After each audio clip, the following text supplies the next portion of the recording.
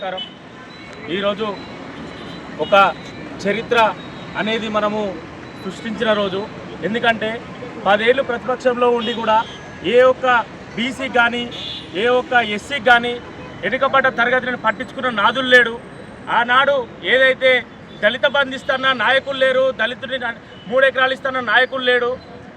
ఇవాళ రేవంత్ అన్న ముఖ్యమంత్రి అయిన వెంటనే ఏదైతే కులగణన కావచ్చు, ఎస్సీ వర్గీకరణ కావచ్చు, ఎస్సీ ఏదైతే వెనుకబడ్డ తరగతిలో ప్రతి ఒక్కరిని తన భుజాలపై వేసుకొని ప్రతి ఒక్కరికి న్యాయం జరగాలన్న ఉద్దేశంతో కాంగ్రెస్ పార్టీ తరఫున ఈ యొక్క 42% ఏదైతే బీసీలకు కేటాయించిండో వాళ్ళ అభివృద్ధికి అన్న నాంది పలికిండు. దీన్ని ఒకసారి మనం చరిత్ర ఒకసారి తిరగరాసుకోవాలి. ఎందుకంటే గతంలో మనం అన్ని అవమానాలు చూసినాం, జైలు పాలైన నాయకత్వం మనం చూసినాం. ఇవాళ ఒక వెనుకబడ్డ తరగతిని ఆదుకున్నదంటే కాంగ్రెస్ పార్టీయే సాధ్యం. ఆనాడు ఇందిరమ్మ ఎట్లయితే 3 ఎకరా అనేది ఊర్లలో ఇచ్చి ఎట్లయితే ఇందిరమ్మ అమ్మ అంటే ఇందిరమ్మ ఎట్లయిందో ఇలా అన్న అంటే రేవంత్ అన్న అట్లా అయిపోయాడు.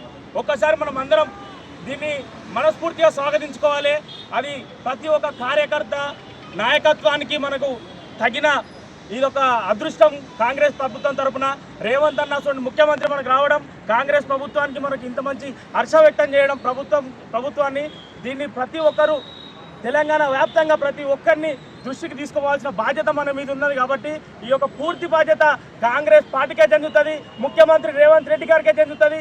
ఖచ్చితంగా దీన్ని రాబోయే రోజుల్లో ప్రతి ఒక్క ఇంటికి మనం తీసుకోవాల్సిన బాధ్యత మన మీద ఉన్నది. కాబట్టి అందరూ సహకరించి దీన్ని ప్రతి ఒక్క డివిజన్లో కాన్స్టిట్యున్సీలో తెలంగాణ వ్యాప్తంగా ఇంటింటికి తిరగాల్సిన బాధ్యత మన మీద ఉన్నది. కాబట్టి దీంతో సెలవు తీసుకుంటున్నాం. కాంగ్రెస్ పార్టీ.